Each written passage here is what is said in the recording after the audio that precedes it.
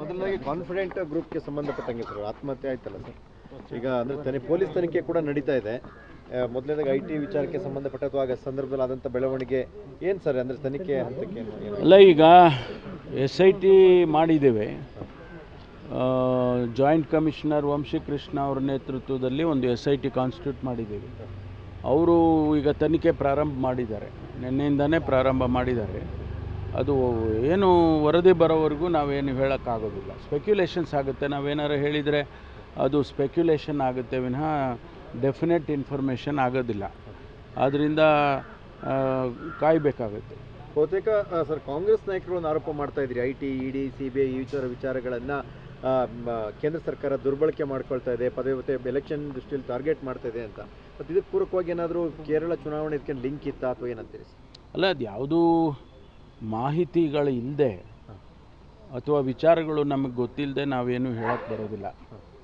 ತನಿಖೆ ವರದಿ ಬರಲಿ, ಬಂದ ಮೇಲೆ ಎಲ್ಲವೂ ಕೂಡ ಗೊತ್ತಾಗ್ತದೆ. ಆವಾಗ ಎಲ್ಲ ನಿಮಗೆ ತಿಳಿಸ್ತೀವಿ. ನಾವು ಕೇಂದ್ರದ ಬಜೆಟ್ ಸರ್ ಇವತ್ತು ನಾವು ಭಾಳ ನಿರೀಕ್ಷೆ ಮಾಡಿದ್ದೀವಿ.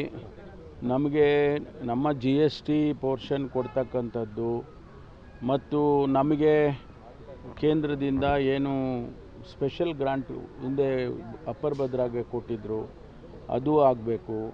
ಮತ್ತು ನಮಗೆ ಬರ್ತಕ್ಕಂಥ ಪಾಲು ಈ JJM ಕೇಂದ್ರ ಸರ್ಕಾರದ ಅನೇಕ ಯೋಜನೆಗಳು 60-40, 50-50 ಈ ರೀತಿ ಇದ್ದಂಥದಕ್ಕೂ ಕೂಡ ನಮ್ಗೆ ಹಣ ಬಿಡುಗಡೆ ಆಗಿರಲಿಲ್ಲ.